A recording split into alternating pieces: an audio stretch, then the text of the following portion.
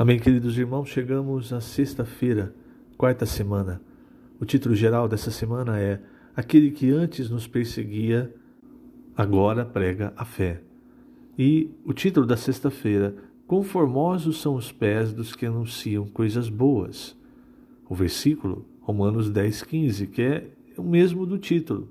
Conformosos são os pés dos que anunciam coisas boas. Senhor Jesus, obrigado, Senhor, por mais um dia. Obrigado por sua graça e sua escolha, Senhor. O Senhor nos escolheu antes da fundação do mundo.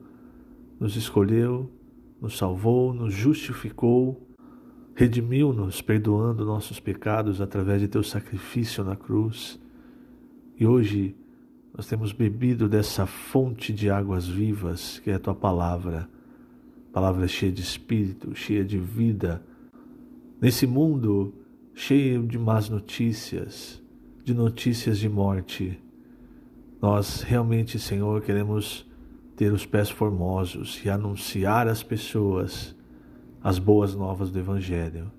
Anunciar palavras de vida, palavras de esperança, palavras de salvação.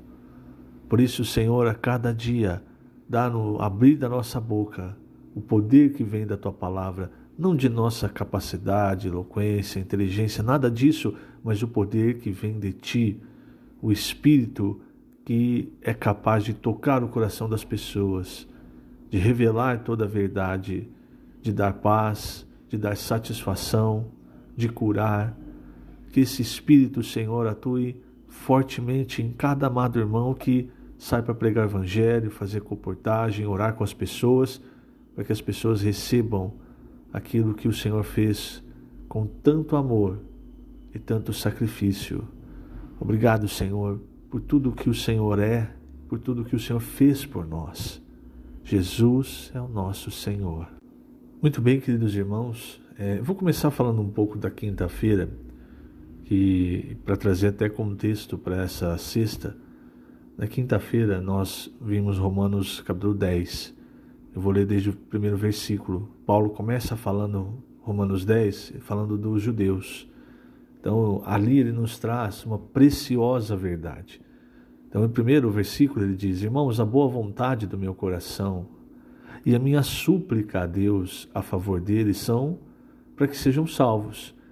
E todos nós, irmãos, temos pessoas na nossa família, ao nosso redor, na mesma situação que Paulo mostra, que a súplica do nosso coração, né, a boa vontade do nosso coração e a súplica a Deus é para que essas pessoas sejam salvas.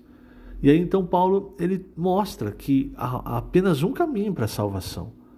Então ele continua dizendo: porque lhes dou testemunho de que eles têm zelo por Deus, porém não com entendimento.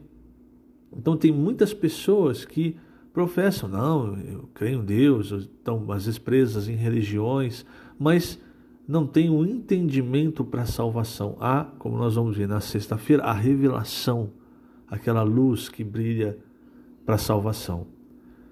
E essa luz vem da palavra. Porquanto, desconhecendo a justiça de Deus e procurando estabelecer a sua própria, não se sujeitaram a que vem de Deus. Quando Deus escolheu Abraão, ali ficou muito claro na história de Abraão o que Deus queria. Tanto é que ele diz, e depois Paulo também em Romanos, ele repete que Abraão creu em Deus e foi justificado pela sua fé. Abraão não foi justificado por nenhuma obra. Abraão não fez nenhuma grande obra. Se você talvez se lembrar,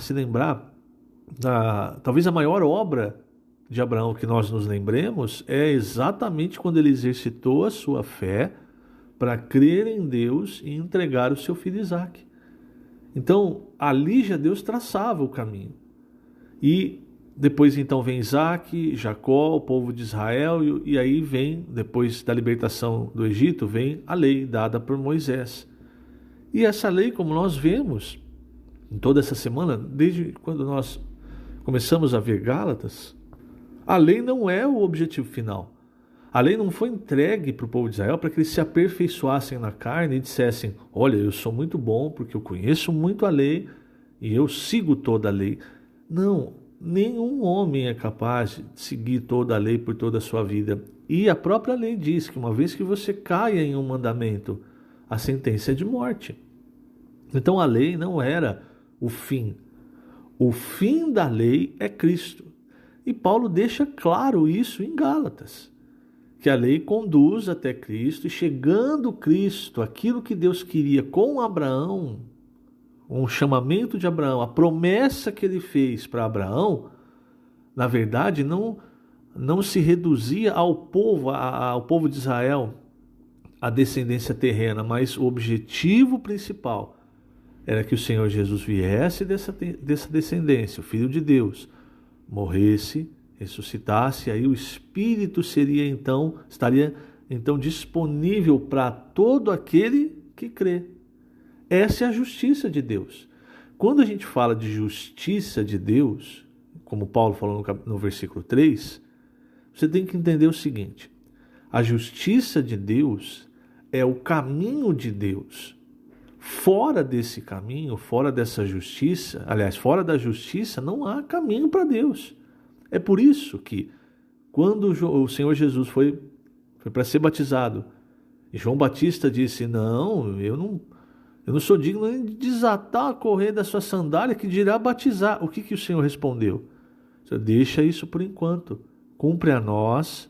Cabe a nós, cumprir toda a justiça. Ele estava falando, ser batizado é uma exigência da justiça de Deus, faz parte do caminho de Deus. A justiça de Deus, irmãos, o caminho de Deus é a salvação pela fé na obra do Senhor Jesus. Fora disso, observando lei, observando dias, qualquer outra coisa que não seja a fé, não é o caminho de Deus. Não há justiça para o homem diante de Deus, senão pela fé em Cristo. E aí ele mostra aos judeus, ao invés de seguir esse caminho, por quê? Porque até então o caminho estava na lei, na velha aliança, mas quando vem o Senhor Jesus, há uma guinada. É exatamente por isso que o Senhor Jesus, quando começa a sua pregação, ele falava, e João Batista também, como precursor, falava isso, ele falava: arrependei-vos, porque está próximo o reino dos céus. Se arrepender é ter uma guinada, é mudar de direção. Então o Senhor, o caminho do Espírito, como nós já vimos, ele vai zigue-zagueando. Se você não está atento, quando o Senhor vira, você continua reto. Foi o que o povo de Israel fez, continuou reto. É o que Paulo fala. Procurando estabelecer a sua própria justiça, não se sujeitaram a que vem de Deus. Com o Senhor Jesus, o caminho de Deus deu uma guinada, uma virada. Voltou para a humanidade, para toda a humanidade, mas os judeus ainda queriam que as coisas de Deus ficassem apenas com eles e que o caminho para a salvação fosse a lei. Isso foi um grande problema na época. E graças a Deus, irmãos, isso é a soberania de Deus. Sempre que Satanás levanta um problema, Deus aproveita aquela situação, porque Deus está sempre acima de tudo, para trazer luz, para trazer verdade. Então, toda essa situação com os judaizantes fez com que Paulo escrevesse as suas cartas, e principalmente aqui a carta aos Gálatas, mostrando a verdade do Evangelho. Aqui aos Romanos também mostrando a justiça de Deus, o caminho para a salvação. E aí o versículo 4 é muito claro, Romanos 10, lembra que eu estou em Romanos 10. Porque o fim da lei é Cristo, para a justiça de todo aquele que crê. Ora, Moisés escreveu que o homem que praticar a justiça decorrente da lei viverá por ela. Mas o que nós sabemos também? Que a lei não tem poder para dar vida. Então, na verdade, você vai continuar morto se você tentar viver pela lei, pela justiça decorrente da lei. Olha o versículo 6. Mas a justiça decorrente da fé, assim diz. Isso aqui, irmãos, é rico demais. Por quê? Não perguntes em teu coração: quem subirá ao céu? Isto é, para trazer do alto a Cristo. Ou quem descerá do abismo? Isto é, para levantar Cristo dentre os mortos. Por quê? Porque a justiça da lei não traz Cristo do céu para a terra. A justiça da lei não levanta Cristo dentre os mortos. Então, se dependesse de você, da sua capacidade, por mais capaz que você fosse, você nunca traria Cristo do céu e nunca o ressuscitaria dentre os mortos. Essa é a justiça da lei. Toda vez que você tenta se aperfeiçoar pela carne, que você acha assim, não, mas eu sou bom nisso, eu preciso servir, eu preciso fazer, porque eu sou bom. O resultado é nulo, é zero. Lembre-se desse trecho. O resultado é, você não conseguiria trazer Cristo do alto, você não consegue ressuscitá-lo dentre os mortos. É zero, o trabalho é zero. Por mais fadiga que você coloque, o resultado é nulo. Aí, o versículo 8 diz, porém, que se diz? A palavra, veja, irmãos, tudo é através da palavra. A palavra está perto de ti, na tua boca e no teu coração, isto é, a palavra da fé que pregamos. Como é que nós recebemos a justiça de Deus? Pela palavra, pela pregação do Evangelho. E o que nós fazemos com essa palavra? Essa palavra, quando a gente faz imersão na palavra, os gritos de guerra, tudo o que nós estamos fazendo, é para quê? Para que a palavra entre no nosso coração. Então é um ciclo, ela entra através de nós repetirmos. Então você está usando a boca, né? Não está falando que a palavra está perto de ti, na tua boca e no teu coração. Está usando a palavra, está falando, e ela está cada vez mais entrando. Mas você continua falando. De tanto você falar a palavra, de tanto você fazer imersão, essa palavra vai entrar no teu coração e vai encher o seu coração. E aí o que a palavra de Deus diz? Que a boca fala do que o coração está cheio. Você percebe como é um ciclo? Então, tudo é pela palavra. E a própria palavra, né, o verbo que se fez carne, Cristo, desceu do céu e foi ressuscitado por Deus dos mortos para que ele chegasse até nós e entrasse no nosso coração e governasse a nossa vida. Então, continuando, né, versículo 9, se com a tua boca confessares Jesus como Senhor, e em teu coração creres que Deus o ressuscitou dentre os mortos, serás salvo. Irmãos, não tem perda de salvação. Não há aqui algo que Paulo fale, olha, mas depois que você foi salvo, cuidado e tal, e tal, e tal. Não.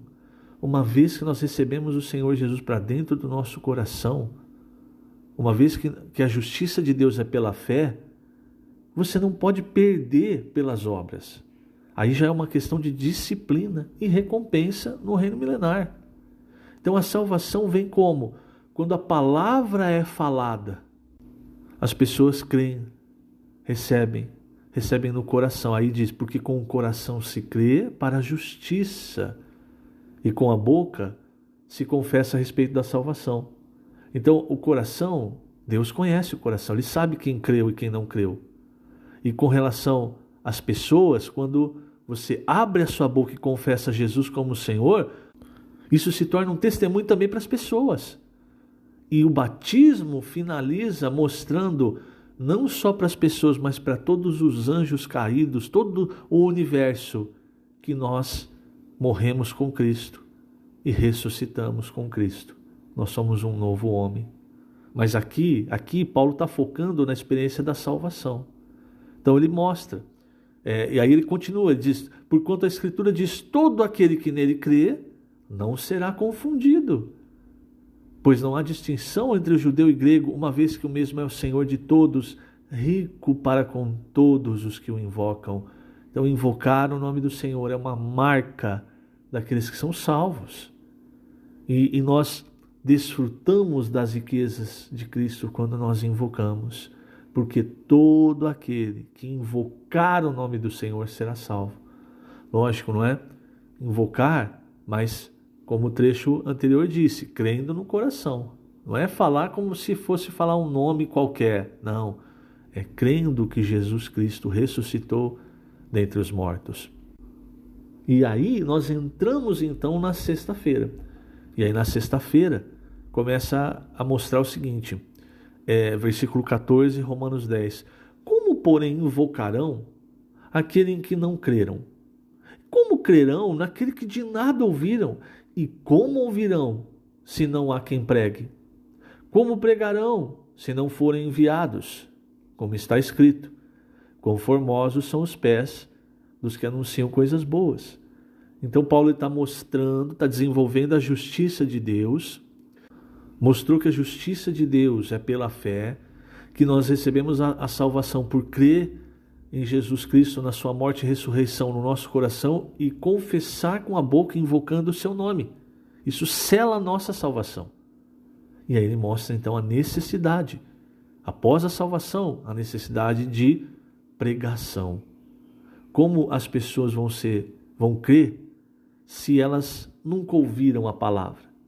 Como elas vão ouvir uma palavra se não houver quem pregue? Como vão pregar se não há enviados? Então, graças ao Senhor, hoje todos nós podemos pregar o evangelho, mas vamos ser sinceros, irmãos. Vamos fazer uma reflexão, e eu faço isso, né? Se o evangelho dependesse da salvação só das pessoas que eu prego, pouquíssimas pessoas seriam salvas. Então, graças a Deus pelos enviados. Então, nós temos muitos irmãos colportores que saem às ruas, muitos abdicando da sua vida secular, de poder ter uma profissão melhor, ganhos melhores. Então, eles saem, irmãos, eles muitas vezes são humilhados, estão ali no frio, agora aqui está fazendo muito frio, no calor. Por quê? Porque eles sentiram o chamamento forte de Deus. São aqueles que vão levar a palavra. E muitas pessoas têm recebido literatura, têm recebido a palavra. Essas pessoas talvez não se convertam ali naquele momento, mas recebendo uma literatura, a palavra, talvez num momento de dificuldade, vão recorrer àquela palavra e vão receber a pregação do Evangelho, vão receber a salvação e vão ter também uma referência para receber mais palavra, mais alimento. É exatamente o que diz aqui na página 67. Página 67, segundo parágrafo. Pela graça de Deus, a igreja tem enviado colportores, missionários. Além de um número significativo espalhado pelo Brasil, temos equipes indo para o Japão, Coreia, África, Europa e Estados Unidos. Todos foram enviados com o propósito de pregar as boas novas, anunciar o evangelho do reino. E você que também é cristão, tem essa obrigação. O Senhor precisa que todos preguemos o evangelho. As pessoas só crerão e invocarão o Senhor se houver quem pregue. Portanto, não podemos ficar presos entre quatro paredes. Essa não é nossa realidade hoje. A igreja está cumprindo sua missão de forma que crianças, jovens, adultos e idosos, todos têm saído às ruas para pregar o evangelho. Nosso encargo é pregar o evangelho em toda a terra para que o Senhor possa voltar. Então veja, irmãos, e a literatura acelera esse processo de pregação. Você prega uma pessoa, a pessoa adquire uma literatura, ela vai levar para casa, vai deixar ali, às vezes o pai, a mãe, esposa, o marido, o filho também tem acesso. Tudo isso, irmãos, é para que o evangelho, a palavra pura, o evangelho do reino chegue até as pessoas. E não esses muitos outros evangelhos que têm se difundido por aí. Então, voltando a esse versículo de Romanos, por que diz quão formosos são os pés de quem anuncia coisas boas? Isso, lógico, não é uma interpretação literal. Isso diz respeito ao quê? Os pés, eles indicam o andar, o caminhar, o viver. Então, aquele que está relacionado, que está vivendo pelo Evangelho, o viver dele não é um viver comum, é um viver santificado.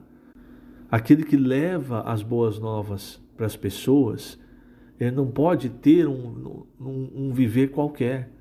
Por isso, aquele que se dispõe a levar o Evangelho é alguém que primeiramente percebeu que tudo aquilo que o Evangelho fez na sua vida.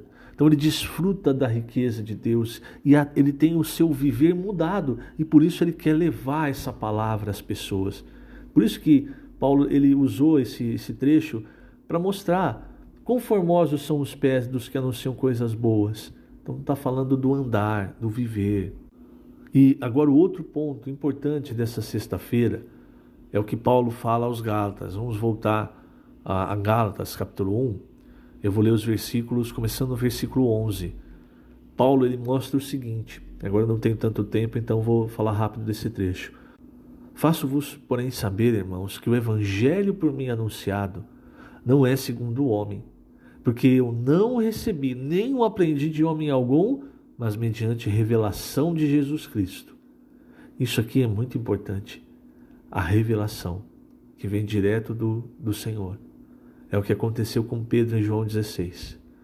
E aí ele continua, porque ouvistes qual foi meu proceder outrora no judaísmo, isso que nós já vimos em dias anteriores, como sobremaneira perseguia eu a igreja de Deus e a devastava, e na minha nação, quanto ao judaísmo, avantajava-me a muitos da minha idade, sendo extremamente zeloso das tradições de meus pais. Quando, porém, ao que me separou antes de eu nascer, e me chamou pela sua graça, aprouve revelar seu Filho em mim, para que eu pregasse entre os gentios, sem detença.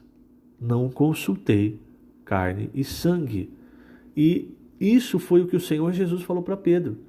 Quando ele perguntou, quem vocês pensam, o que vocês pensam do Filho do Homem? Todos os discípulos ficaram calados, mas Pedro recebeu uma revelação, ele disse, tu és o Cristo, o Filho do Deus vivo. Aí o Senhor respondeu, falou, bem-aventurado é Simão Barjonas, porque não foi carne e sangue que te revelaram, mas meu Pai que está no céu. A revelação vem de Deus, e a revelação do Pai, ela cada vez mais, irmãos, ela nos mostra quem é o Senhor.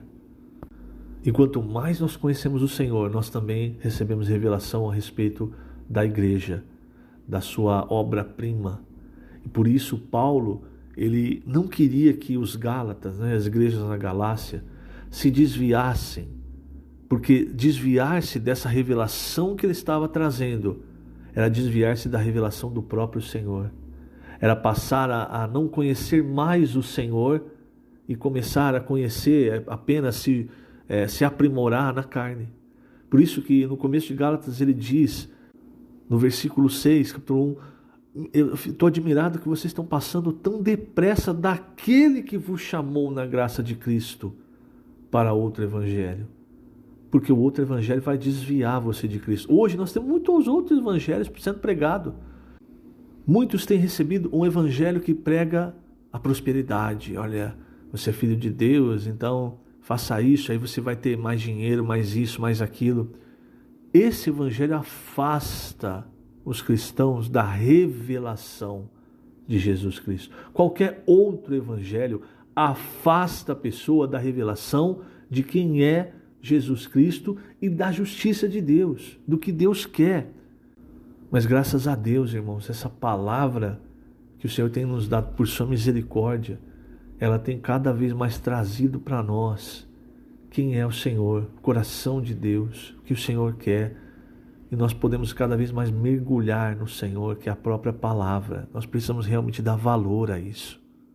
E quanto mais você conhece de Cristo, mais você quer compartilhar isso com outras pessoas, na sua casa, na sua família, no seu emprego, nas ruas, enfim.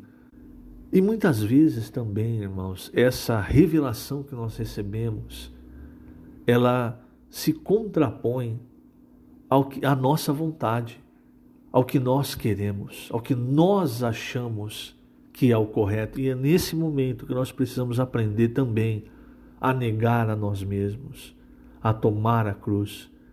Você entenda, negar a si mesmo tem a ver com você. Tomar a cruz tem a ver com a vontade de Deus. Então, muitas vezes, a revelação que nós recebemos da vontade de Deus, ela se contrapõe ao que eu quero, ao que eu acho. Pregar o evangelho, muitas vezes, se contrapõe ao que eu quero, ao que eu acho. Nesse momento, é que eu aprendo a lição de negar a mim mesmo, tomar a cruz e seguir o Senhor. Veja a experiência do próprio apóstolo Pedro.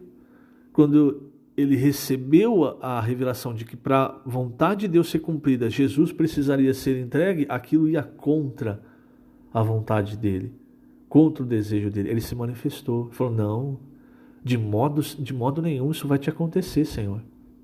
Então não deixe que a sua maneira de pensar, a sua vontade, o jeito que você quer que as coisas sejam. Não deixe que isso atravesse a vontade de Deus para a sua vida. Quem está no comando é o Senhor. Ele sabe o que é necessário. E nós muitas vezes achamos que sabemos, irmãos, mas o que nos dá revelação é a palavra. Sigamos então com firmeza e fé a palavra de Deus. Que o Senhor te abençoe grandemente nesse dia. Lembrando, estamos colocando essas gravações no canal do YouTube da Igreja em Ribeirão Preto. Jesus é o Senhor.